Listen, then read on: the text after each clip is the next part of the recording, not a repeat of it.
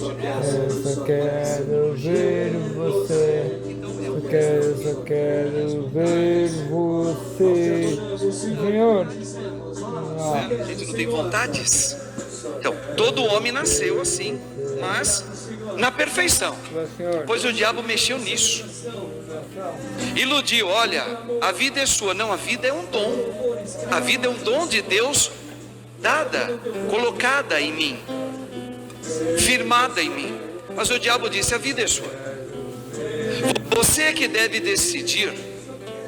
Vocês devem decidir o que é melhor, o que é ruim. Você não sente vontade?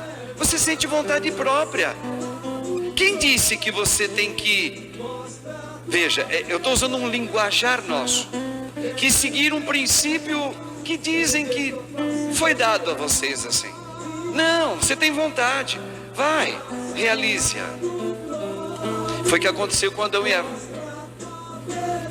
E eles caíram nessa armadilha espiritual. Aí o que aconteceu? Isso passou de geração em geração e chegou até nós.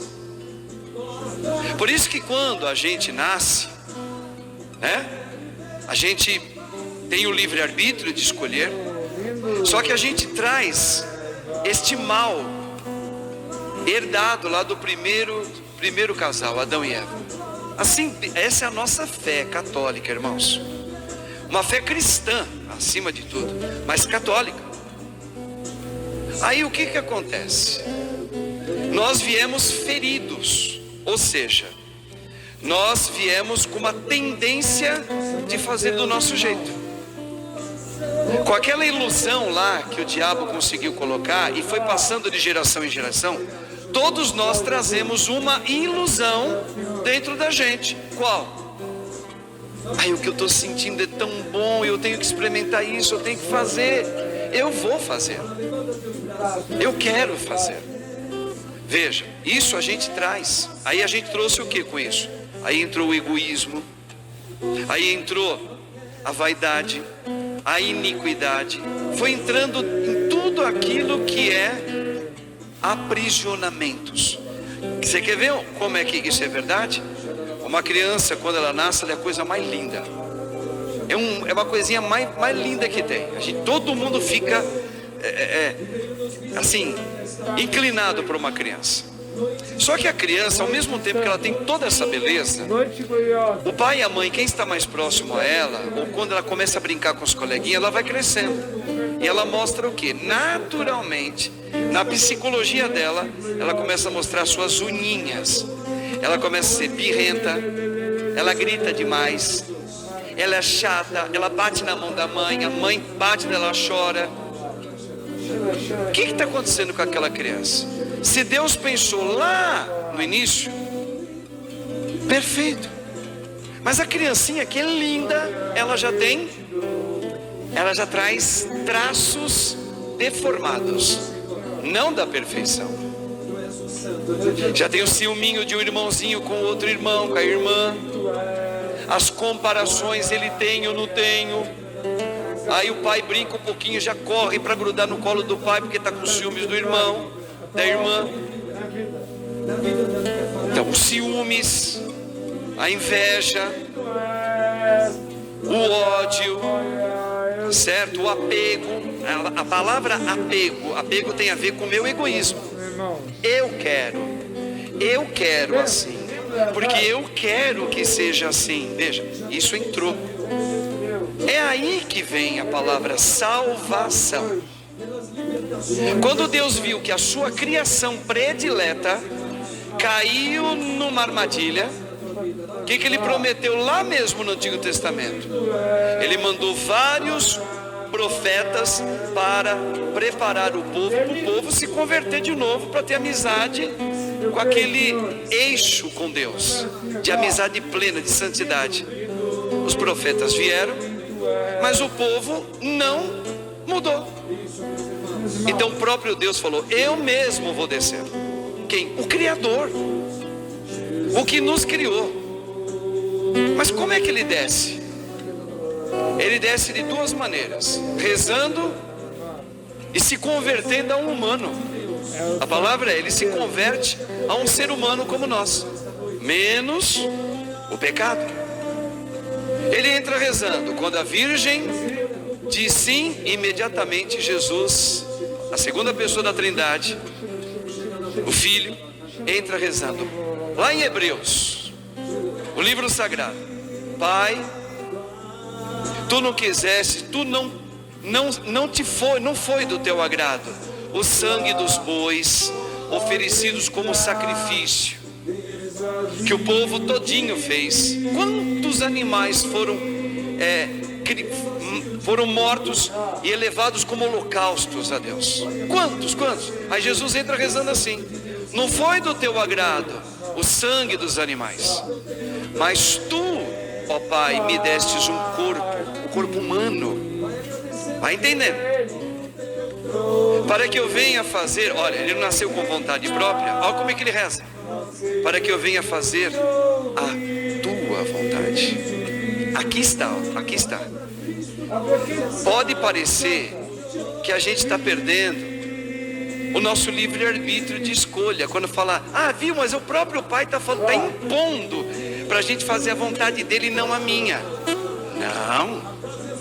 É que o Criador, o Pai, que junto com o Filho e o Espírito Santo, sabe que você é livre, mas nós caímos num conto mentiroso, que na verdade nos aprisiona, nos vicia e nos mata mesmo, literalmente,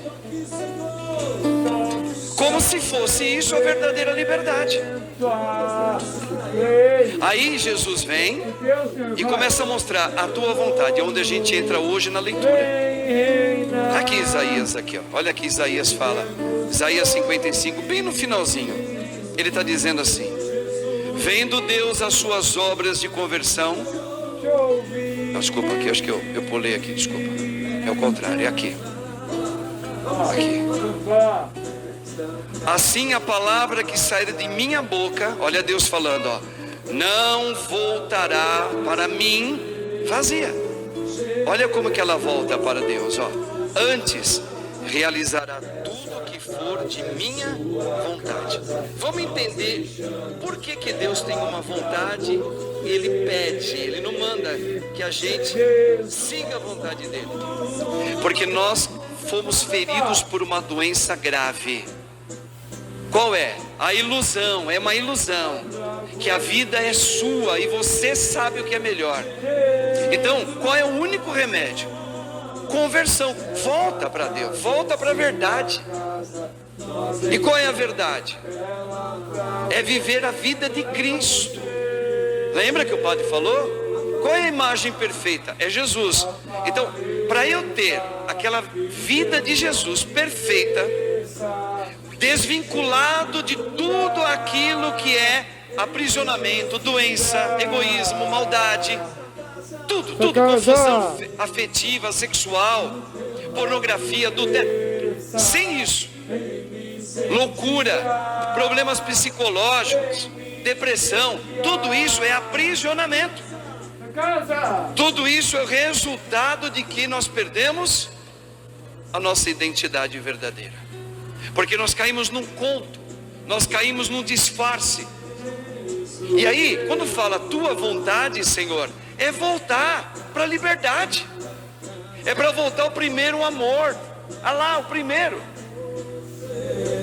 Só que o mundo, irmãos, que nós estamos vivendo hoje, 2024, esse mundo contemporâneo, século 21, com todos os filósofos que já foram preparando desde o século 18 para cá, dizendo, já sabiam disso. Qual é a nossa grande luta? É voltar ao primeiro amor.